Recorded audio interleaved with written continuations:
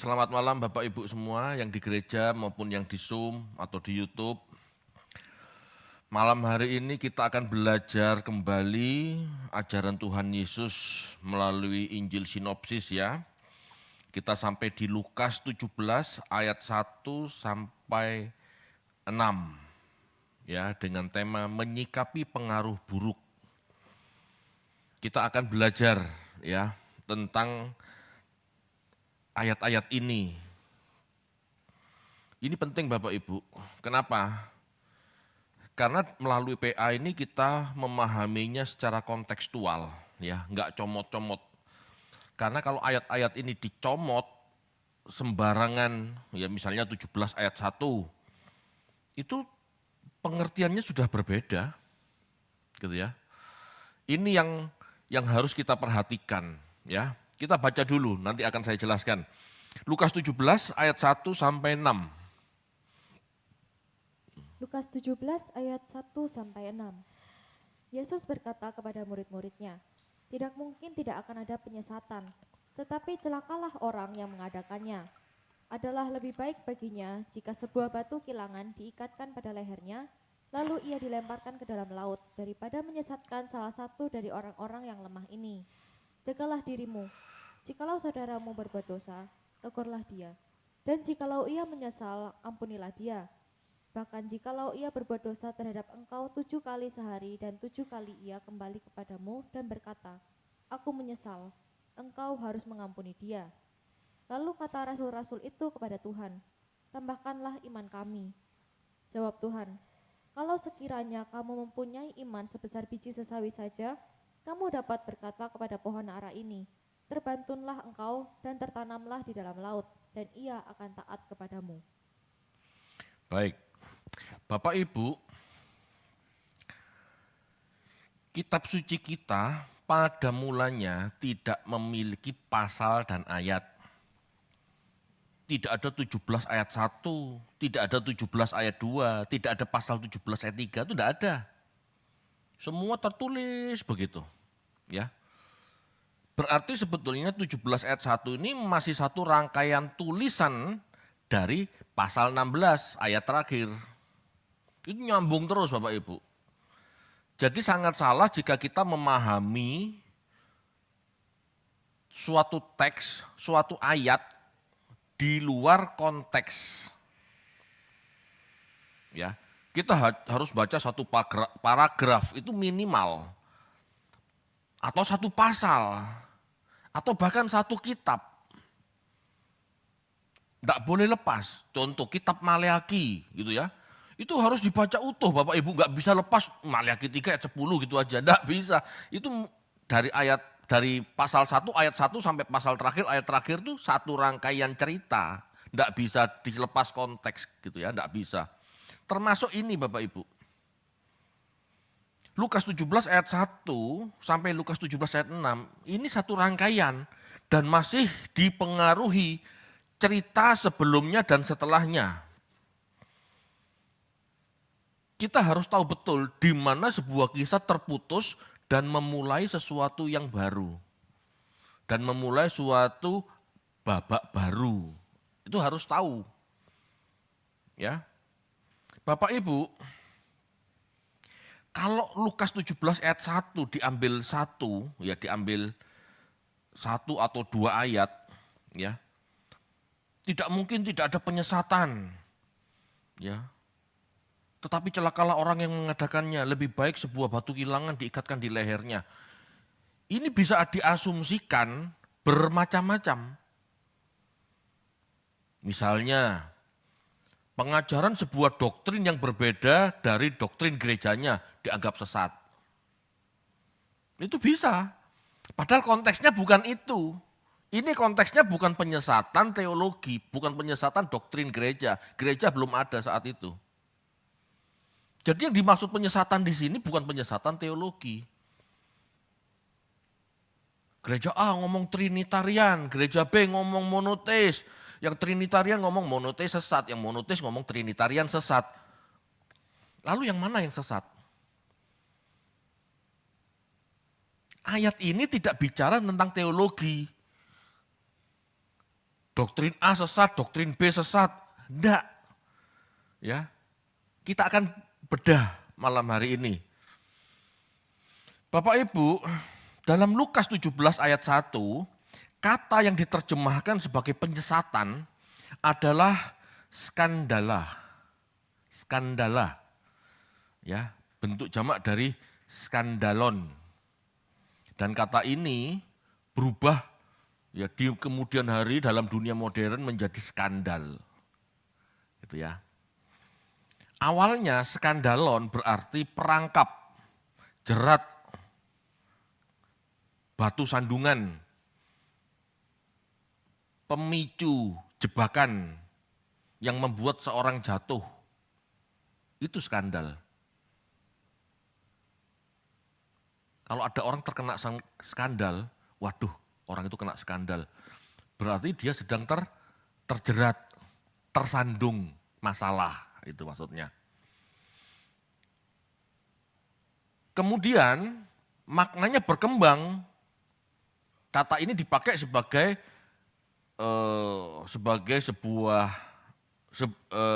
kata ini dipakai untuk narasi rohani kan. Kemudian berkembang dalam perjanjian baru. Ya, skandala dipahami sebagai sesuatu yang menyebabkan seseorang jatuh dalam dosa. Skandala bisa berarti sikap atau godaan yang menyesatkan. Itu skandala. Tindakan yang menggoyahkan iman orang lain, itu skandala. Jadi Bapak Ibu, penyesatan di sini segala sesuatu yang membuat orang lain tersandung secara rohani. Dalam konteks ini, penyesatan bukan tentang teologi atau doktrin, melainkan sikap hati atau sikap hidup. Kok bisa begitu, Pak? Nah, kalau kita lihat di pasal sebelumnya, di Lukas 16, itu isinya tentang contoh buruk dan beberapa peringatan. Contoh buruk tentang orang Farisi yang cinta uang, dia pelit dan tidak membentuk karakter ilahinya. Ingat contoh tentang bendahara yang cerdik? Nah itu. Bendahara yang cerdik, orang dunia saja mempersiapkan masa depan setelah pemecatan itu ada apa. Nah, ini orang Farisi enggak. Orang Farisi pelit. Orang Farisi itu cinta uang, suka ngumpulin duit, tetapi tidak pernah berbagi, pelit. Itu kan sindiran Tuhan Yesus. Sebetulnya contoh bendahara yang bijaksana atau bendahara yang cerdik ini kan sindiran untuk orang Farisi.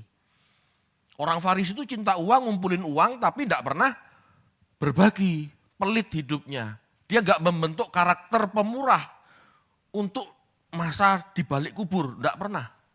Gitu ya. Lalu ada kisah orang kaya yang sukaria sendiri, serta acuh tak acuh mengabaikan Lazarus. Ya. Sikap orang kaya yang saat itu dipahami sebagai simbol orang yang diberkati, itu cuek terhadap orang miskin. Contoh-contoh ini loh sikap penyesatan.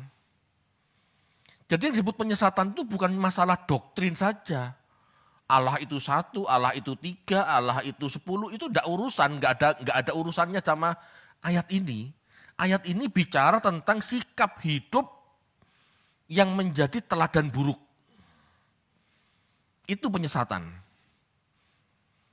Sikap hidup orang, ya sikap hidup yang membuat orang tersandung. Loh, katanya tokoh rohani. Loh katanya orang Farisi, ahli Taurat, kok sikapnya seperti itu. Nah itu menjadi batu sandungan. Atau membuat orang lain melakukan hal yang sama. Itu loh orang Farisi, tokoh agama, pelit kok. Lah aku kan enggak apa-apa pelit. Tokoh agama aja pelit, maksud aku enggak boleh pelit. Nah ngurui enggak genah, ngajari enggak bener. Ini loh penyesatan Bapak Ibu.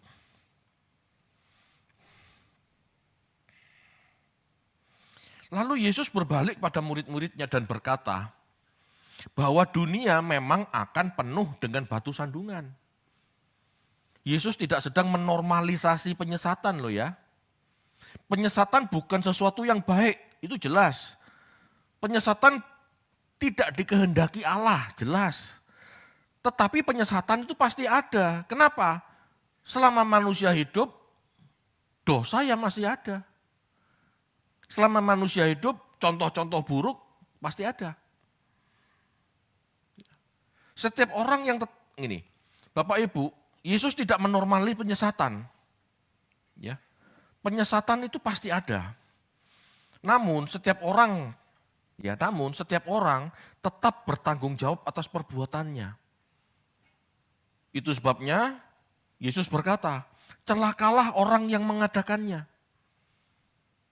Penyesatan itu tidak mungkin tidak ada, penyesatan itu pasti ada. Tetapi celakalah orang yang mengadakannya. Dengan kata lain, keberadaan penyesatan memang tidak dapat dihindari. Dengan kata lain, pengaruh buruk tidak dapat dihindari. Karena dunia ini berdosa. Tetapi orang yang menjadi sumber dosa, yang menjadi penyebab pengaruh buruk, akan dihakimi Allah. Itu pasti. Jadi Bapak Ibu, hati-hati dalam hidup kita. Ya. Di sini Tuhan memberi contoh orang Farisi ahli Taurat dan orang kaya. Kenapa? Karena dua orang inilah yang menjadi trendsetter. Dua orang inilah yang populer. Halo, bisa dipahami? Kalau orang biasa-biasa nggak akan dilihat, nggak populer, nggak ngetop, nggak akan menjadi pengaruh buruk. Biasanya yang menjadi pengaruh buruk adalah orang yang populer. Tokoh agama yang ngetop atau orang kaya. Siapa nggak tahu pendeta besar di Indonesia? Tahu, bisa disebut. Siapa nggak tahu orang kaya di Indonesia? Tahu, bisa disebut. Betul ya? Tetapi kalau orang biasa-biasa, tahu enggak? Enggak mungkin tahu. Enggak mungkin tahu. Si A, si B, sopo itu? Enggak mungkin tahu. Tetapi tokoh rohani yang populer, orang kaya, itu pasti populer. Merekalah yang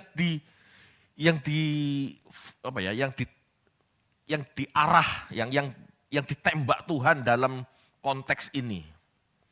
Ya, mereka lah orang-orang kaya yang menyesatkan orang Yahudi saat itu. Ingat ya, ini dunia Yahudi masih. Yang menyesatkan orang Yahudi ya tokoh agama dan orang kaya. Karena mereka berpikir orang kaya ini kan diberkati Tuhan.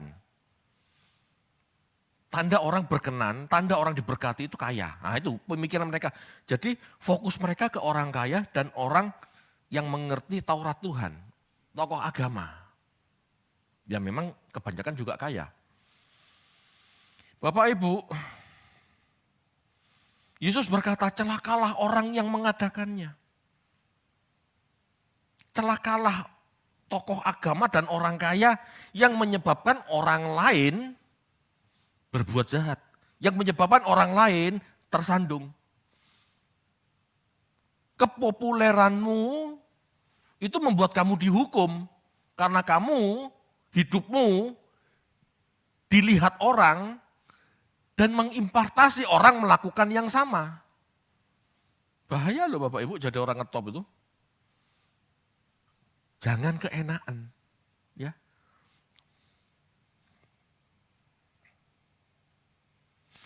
Jelas orang yang menjadi penyebab akan menerima hukuman. Sebab penyesatan artinya memberi teladan buruk. Menyalahgunakan popularitas rohani. Menggoda, menginspirasi orang lain melakukan dosa. Kenapa orang Kristen pelit? Ya karena ngelihat pendetanya pelit.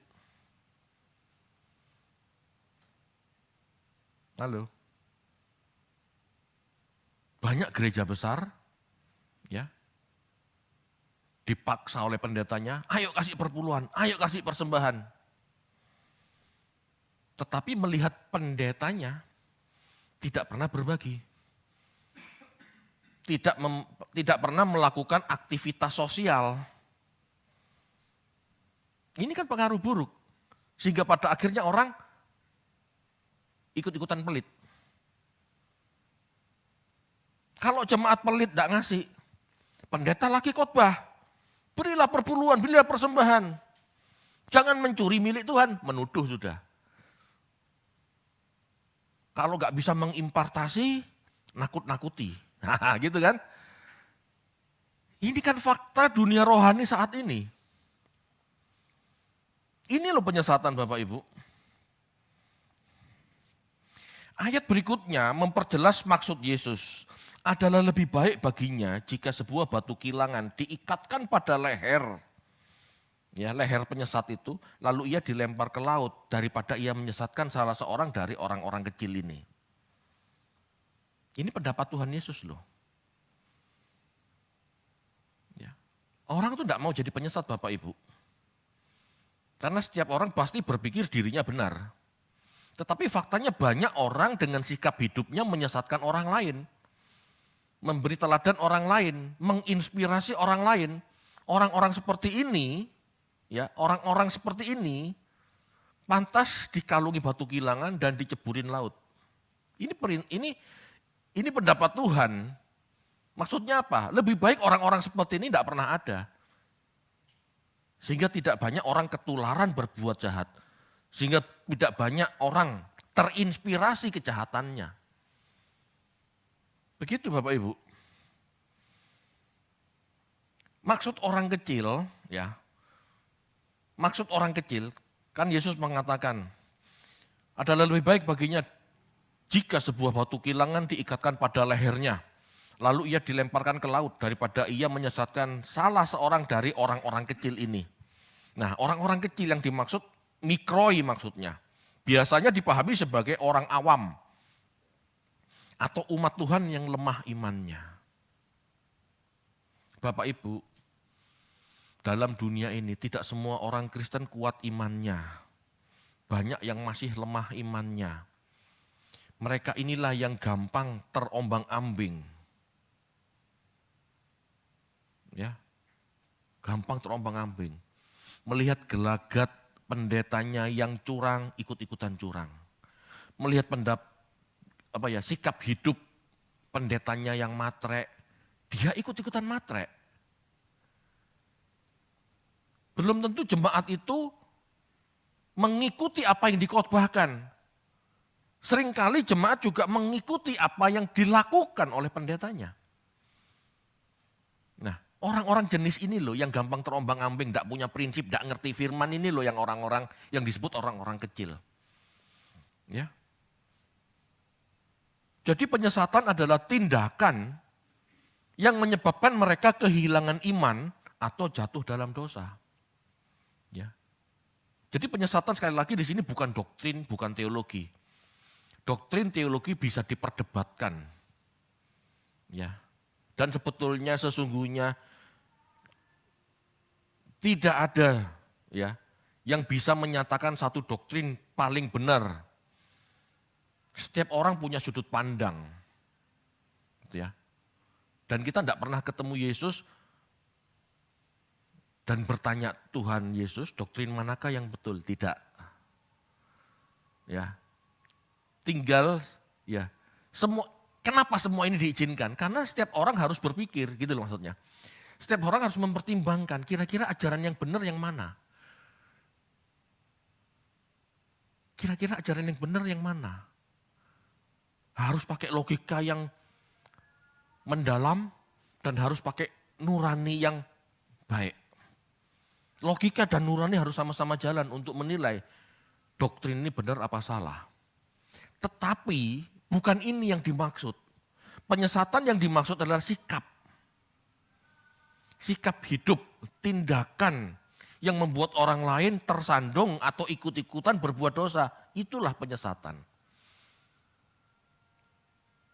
Dan yang ditembak Tuhan apa?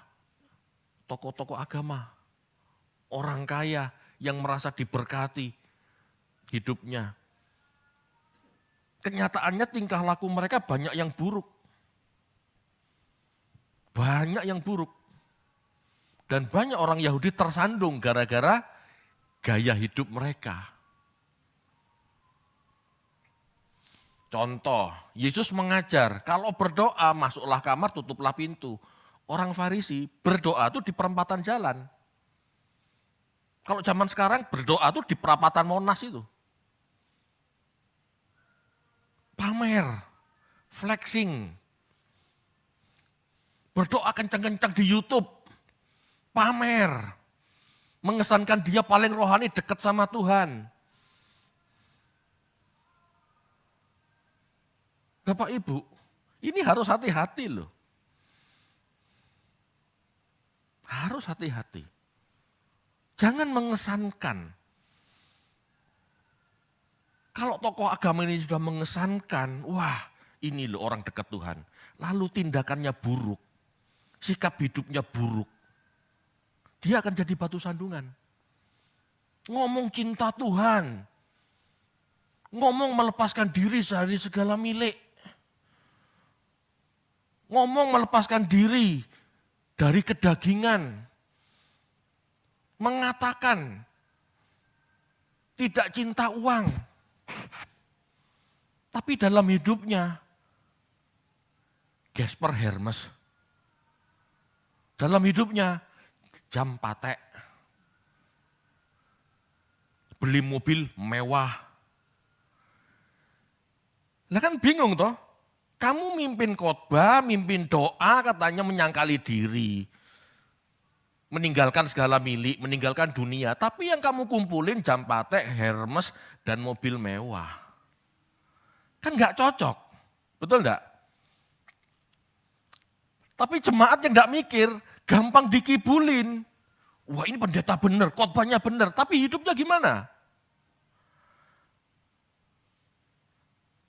Oh pendeta ini pendeta benar. Begitu jemaat tahu, oh ini kok ngumpulin mobil mewah. Gespernya aja Hermes. Lalu dia sebagai jemaat njeglek. Bisa enggak? Bisa. Loh katanya khotbahnya begini, tapi kok dia begitu? Ini orang yang ngerti ya, orang yang ngerti, orang yang melek, orang yang mikir, tersandung dia. Kok gini khotbah itu? Kok gini pendeta itu? Gitu loh. Tetapi bagi orang yang mengidolakan, tutup mata. Mengajar menyangkal diri, mengajar melepaskan diri dari segala milik. Tapi ngumpulin mobil mewah, ngumpulin Hermes, ngumpulin jam patek. Kalau orang naif, dia nggak akan lihat khotbahnya apa. Dia akan lihat loh, pendetaku aja mobil mewah, kenapa aku nggak boleh beli mobil mewah? Halo, pendetaku aja Gespernya Hermes. Maksud aku, ibu-ibu misalnya, enggak boleh punya tas Louis Vuitton. Loh, ini loh teladan buruk, ini loh penyesatan. Ngajarin orang rohani tapi kelakuan duniawi. Bagi orang atau jemaat awam yang enggak mikir, ngikut. Melok, terimpartasi matrenya. Bagi orang yang mikir, kok begini khotbahnya, kok bertentangan, dia jeglek, dia patah hati. Wes gak Kristen-Kristenan pendetone podo ae. Loh, betul enggak? Akhirnya begitu. Ini loh penyesatan Bapak Ibu. Saya bukan anti orang beli mobil mewah, gitu ya. Tapi kalau pengusaha masih oke lah, duit-duitnya sendiri. Tapi kalau pendeta, beli Ferrari, beli Alphard, itu lebay. Emangnya pakai Innova nggak nyampe ke tujuan? Kan gitu. Itu kan uang jemaat. Kenapa nggak disalurkan untuk orang miskin? Kenapa nggak kamu kumpulkan buat bangun rumah sakit gratis? Kenapa beli mobil mewah? Kenapa beli mansion? Kenapa beli villa di Ubud? Kenapa beli ranch di Australia? Yang saya katakan ini fakta loh. Saya punya data-datanya. Anda cari juga bisa. Emangnya berapa villa di Ubud? Itu tanah sepetak muahal pol. Punya villa di sana, besar. Bapak Ibu, apakah pendeta harus begitu? 12 murid tidak ada yang begitu loh. Rasul Paulus itu anak orang kaya. Dia rela melepaskan milik. Di akhir hayatnya dia gak dapat apa-apa. Lah kenapa jadi begini? Ini loh penyesatan Bapak Ibu. Di zaman modern itu masih terjadi. Lanjut ya. Yesus memperingati kita agar waspada. Yesus berkata, berjaga-jaga. Berjaga-jagalah terhadap pengaruh jahat ini. Berjaga-jaga di sini proseko. Artinya memusatkan perhatian pada sesuatu. Atau pikirkanlah atau pertimbangkanlah. Berjaga-jaga itu. Jadi kalau kamu melihat pendeta dan kelakuannya, mikiro, pertimbangkan kelakuannya, sesuai enggak dengan khotbahnya. Jangan nurut tok. Jangan ngikut aja. Apalagi kalau jelas kelakuannya berbeda dengan firman Tuhan, jangan diikuti, jangan dikagumi, tinggalkan dia supaya kita tidak terkamiri, supaya kita tidak terimpartasi kelakuan buruk mereka. Halo Bapak Ibu, terkadang Bapak Ibu ya, orang itu tidak sadar loh. Dia mendengar A, kelakuan B, dia ngikut B. Pernah kan ada permainan anak-anak kecil?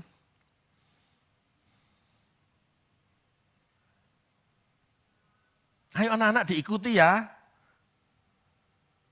Mari kita mendengarkan. Ini tanah ini karena si guru sekolah minggunya masukin tangan ke mulut seperti masukin sendok ke mulut gini.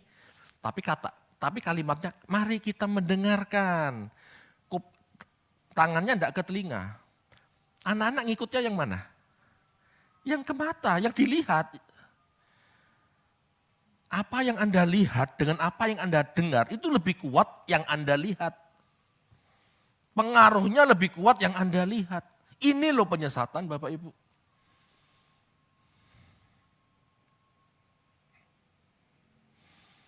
Yesus mengatakan perhatikan. Berjaga-jaga itu perhatian. Pikirkan, pertimbangkan kelakuannya. Jangan kamu ikuti, perhatikan, amati. Pendeta ini kelakuannya begini, kalau enggak benar, kalau enggak sesuai firman Tuhan, jangan diikuti. Itu loh berjaga-jaga.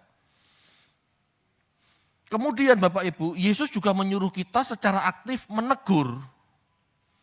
Menegur rekan-rekan kita jika melakukan hal yang jahat. Mungkin terpengaruh teladan buruk tokoh-tokoh agama ini seperti Farisi-Farisi dan orang kaya ini. Ya. Tapi masalahnya Bapak Ibu, menegur itu tidak gampang. Kadang-kadang menegur seseorang, apalagi menegur hamba Tuhan ya, itu tidak gampang. Malah dipikir kita ini menghakimi. Pak jangan matrek gitu Pak hidupnya, misalnya loh ya. Lalu dia akan ngomong, Pak jangan menghakimi. Kan mesti gitu toh. Enggak gampang. Kita negur saudara kita, Pak, Bu, jangan ikut-ikutan, itu enggak benar. Loh, pendeta itu kan hamba Allah. Mereka kan tahu kebenaran. Mosok saya ikut-ikutan salah, wong yang dilakukan, apa yang saya lakukan nyuntuh pendeta saya kok. Loh, ngerti enggak? Ini loh Bapak Ibu, penyesatan di dunia ini. Kita disuruh negur, tapi orang ditegur itu enggak mudah, bisa tersinggung. Bisa menuduh balik kita menghakimi, padahal cuma mengingatkan. Ingat ya Bapak Ibu, menghakimi itu memvonis dan menghukum. Kalau enggak menghukum, itu bukan menghakimi. Itu menilai atau meneguh, mengingatkan, bisa ya. Namun demikian Bapak Ibu, meskipun orang-orang ini melakukan hal-hal buruk, menjadi batu sandungan buat kita, kita tetap diajar Tuhan untuk selalu mengampuni mereka. Nah itu. Ini masalahnya. Kita gak boleh frontal. Oh hamba Tuhan tuh resek, hamba Tuhan tidak benar. Khotbah menyangkal diri tapi dirinya cinta uang, hedon. Lalu kita serang. Lalu kita musuhin, tidak boleh. Tuhan ngomong ampuni. Meskipun pendeta ini mengecewakanmu, sehari 7 kali ampuni. Itu sebabnya para rasul mengatakan, wah kalau gitu tambahkan iman kami. Ngerti maksudnya? Orang-orang yang dikecewakan oleh tokoh-tokoh ini dalam hidupnya, kecewa berat, jeglek, kepahitan, tanda kutip kan istilah zaman sekarang. Tidak boleh disuruh mengampuni. Para rasul-rasul ngomong, wah kalau kayak gini caranya, tambahkan iman kami. Tidak mudah mengampuni orang yang menyesatkan kami. Tidak mudah mengampuni orang yang memberi contoh buruk pada kami. Tidak mudah mengampuni pendeta yang sudah mengecewakan kami. Kami kepahitan, gimana caranya ngampuni gitu loh maksudnya. Lalu Yesus mengatakan, ampunilah dia 7 kali sehari. Ayo. Bapak Ibu, itu loh. Lalu Tuhan Yesus mengatakan, jikalau kamu mempunyai iman sebiji sesawi, kamu dapat berkata kepada pohon ara ini, terbantunlah engkau dan tertanamlah dalam laut. Jadi pohon ara ini bukan pohon beneran gitu loh. Pohon ara ini adalah simbol, meskipun kamu sulit mengampuni pendetamu, gembalamu yang menyakiti hatimu, yang mengecewakan hatimu, ampuni. Meskipun sulit, seperti pohon ara yang sudah nancep dengan akar-akarnya, kalau kamu mau taat, pohon ini bisa pindah ke laut. Sama dengan kamu, kalau kamu mau taat, kamu tuh bisa ngampuni kok. Gak ada alasan gak bisa ngampuni. Itu maksudnya Tuhan. Bisa dipahami Bapak Ibu? Itu. Konteks ayat ini jangan dianggap aneh-aneh. Kalau kamu punya iman sebesar biji sesawi, pohon pindah ke laut. Yes, aku dapat rumah mewah. Yes, aku dapat pabrik. Tidak ada kayak begitu. Ini contohnya soal pengampunan. Sesulit apapun kekecewaanmu, kalau kamu mau taat sama Tuhan, kamu pasti bisa ngampuni. Amin Bapak Ibu. Wah ya enak penyesatnya kalau kayak gitu Pak, dikit-dikit diampuni. Iya, kan itu penghakiman di tangan Tuhan. Kan Tuhan yang akan memberi batu kilangan kepada mereka. Tuhan mengatakan, Tuhan yang akan menghukum mereka. Mereka akan dimintai pertanggungjawaban. Amin. Bukan kita. Yang penting kita ini mengampuni. Urusan ditegur tidak bisa, mereka tetap melakukan kejahatan. Itu urusan Tuhan. Yang akan memberi batu kilangan, bukan kita. Ini Bapak Ibu. Ya. Menyikapi pengaruh buruk. Menyikapi penyesatan yang ada di dunia ini. Berjaga-jaga, mikiro perbuatannya benar apa enggak. Ya. Yang kedua, tegur kalau bisa. Kalau enggak bisa, ya sudah. Kalau bisa tegur, tegur. Kalau enggak mau ditegur, ya sudah, ampuni, sudah. Apalagi kalau mau bertobat, ampuni. Bapak Ibu, ini penting. Yesus menyatakan jika kita mau taat sedikit saja, kita mampu melepaskan pengampunan atau menjauhkan diri dari kebencian. Ya, pohon ara yang terbantun atau terbuang ke laut bukan arti harafiah, tetapi simbol dari perkara sulit untuk dilakukan. Kalau kamu punya iman, kamu pasti bisa nurut. Bapak Ibu, yang penting buat kita, jangan sampai kita mudah disesatkan. Kita sendiri yang harus waspada, kita sendiri yang harus berjaga-jaga. Ya, jangan mudah disesatkan bahkan oleh pendeta kita, gembala kita, tokoh senior, siapapun. Termasuk pendeta yang populer, yang mengesankan. Jangan mudah disesatkan. Pertimbangkan apa yang dikhotbahkan dan pertimbangkan kelakuannya, sama apa tidak. Kalau tidak sama, sebaiknya Anda hati-hati. Jangan mendekat. Jangan sampai Anda terinspirasi kejahatannya. Karena mata Anda, yang Anda lihat itu lebih rentan terpengaruh daripada telinga yang membuat kita mendengar. Khotbah 100 kali Bapak Ibu, belum tentu orang nurut. Tetapi melakukan kejahatan 5-10 kali, orang bisa ikut-ikutan loh. Ini psikologis, Anda bisa cek. Allah tidak suka terhadap tokoh-tokoh agama yang seharusnya memberi kesan yang baik, tapi malah menjadi contoh buruk umat Tuhan. Umat awam seringkali tidak menyadari dirinya terinspirasi teladan buruk, tidak sadar. Ya. Sehingga banyak umat Tuhan ikut-ikutan melakukan yang salah. Mungkin gak ikut-ikutan, tetapi sekedar menormalisasi atau menganggap wajar. Tahu itu salah, tetapi karena dia sudah cinta sama gembalanya, wajarlah masih manusia. Kan gitu biasanya. Bahaya Bapak Ibu. Bapak Ibu, cinta uang, pelit, acuh terhadap orang lemah adalah sikap menyesatkan dari pemuka agama. Bahkan banyak yang lebih parah. Dan kebanyakan sampai saat ini masih terjadi. Pendeta-pendeta besar kebanyakan begini.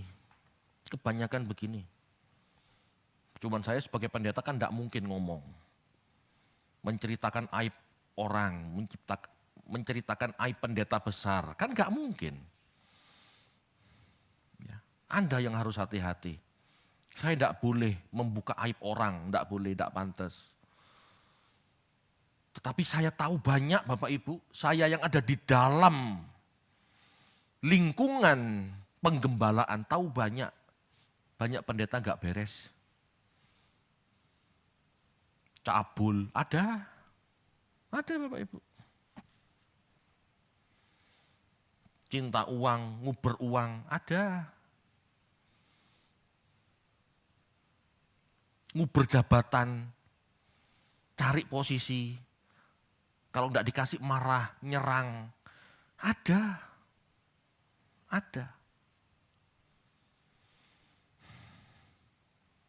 Contoh kelakuan yang tampak oleh jemaat.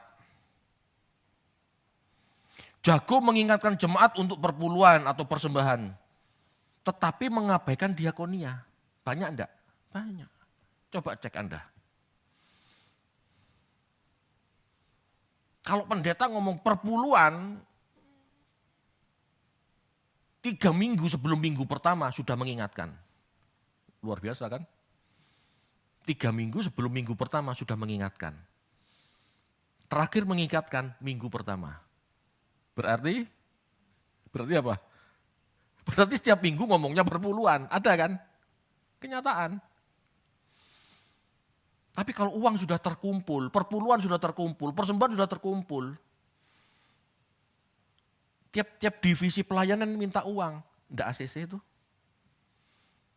Pak Gem, Bu Gem, kita dari divisi anak membuat ini, boleh enggak kita minta support? Oh enggak bisa. Kamu cari sendiri aja, buat basar gitu loh, yang kreatif loh. Betul enggak? Ini fakta.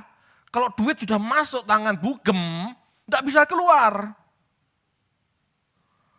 Ya untungnya di sini yang megang uang bukan Bu Gem.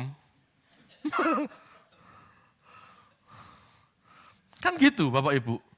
Ini gereja-gereja umum loh, saya banyak dengar kayak begini. Dulu saya juga ngalami, kita sampai jualan sate, jualan gado-gado. Kenapa? Ya karena enggak keluar uang dari kas pendeta kan. Kas gereja. Alasannya supaya kreatif. Lah kreatif apa medit asli nih, kan gitu. Bapak Ibu, kita harus bertobat. jago membangun popularitas untuk diri sendiri, mengesankan umat sebagai orang yang diberkati. Ya. Tetapi bangga dan bersenang-senang sendiri dengan popularitasnya. Dia senang dipuji, nyaman diperhalakan.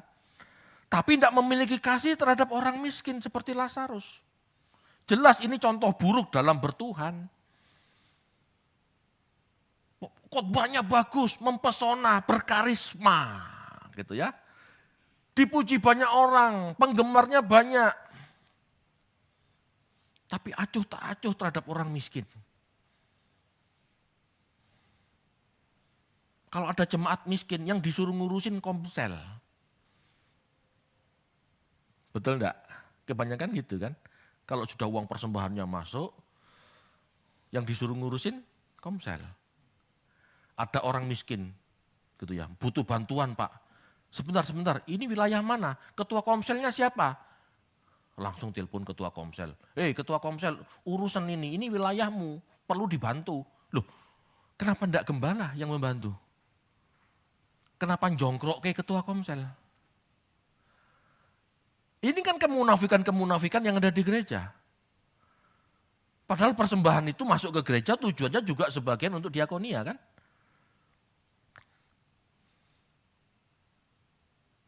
Persembahan sudah masuk banyak. Ada orang masuk rumah sakit. Ketua komsel sudah membantu, sudah berusaha menolong tapi kurang. Mengajukan diakonia ke gereja. Tapi sulitnya minta ampun. Pak, izin dulu sama bapak ini, izin dulu sama ibu itu. Minta izin ini, izin itu. Lama banget. Keburu mati yang masuk IGD. Betul enggak? Loh ini kejadian, saya ngalamin.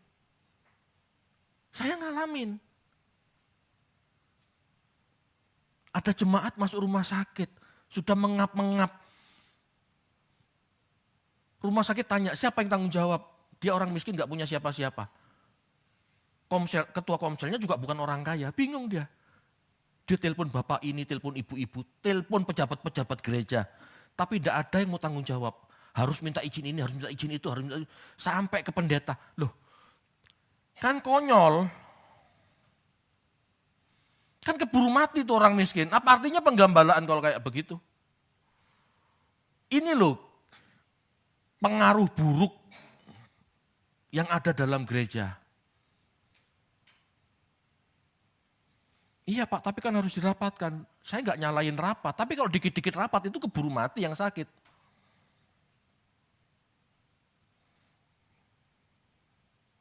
Kadang-kadang Bapak Ibu, kalau saya gitu ya, kalau saya tidak punya banyak uang. Tetapi kalau seandainya saya punya uang, talangi dulu, mari wis rapatin kok mburi ae. Kenapa? Lah kan keburu mati itu orang kalau nggak ditolong. Dok, segera tolong, saya tanggung jawab. Kalau orang kaya enak. Tetapi masalahnya enggak bisa seperti itu kan. Jarang orang-orang yang mau benar-benar merespon dengan cak-cak gitu ya. Ya karena tahu seharusnya ini bagian gereja, karena gereja sudah ngumpulin uang dari jemaat, kan sebagian untuk itu.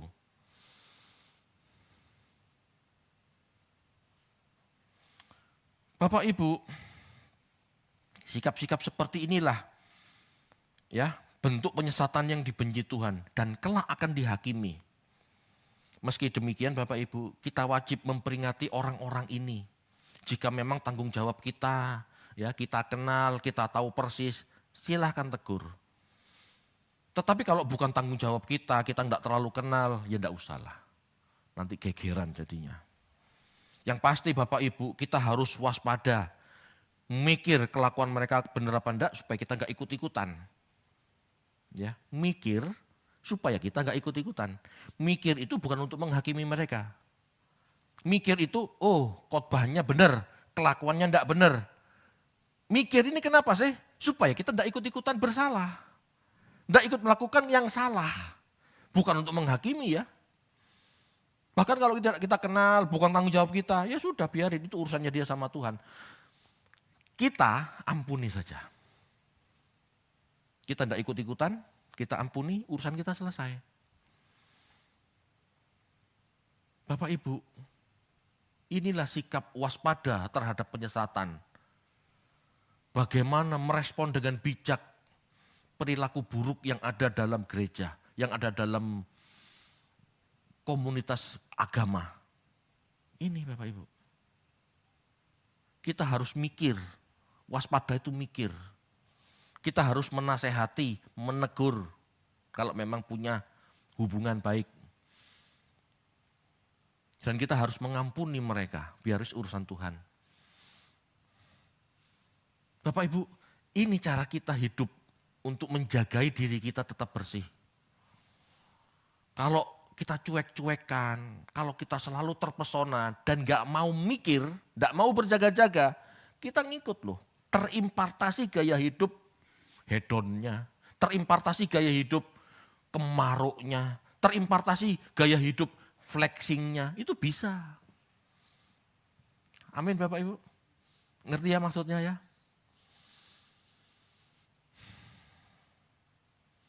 Bapak Ibu, pesan Tuhan malam ini bukan buat Anda saja. Ini buat saya yang harus jaga-jaga. Khotbah harus benar, kelakuan harus benar. Itu Bapak Ibu. Ini pesan Tuhan buat kita bersama, gereja Tuhan. Supaya gereja ini tidak jadi alat penyesat.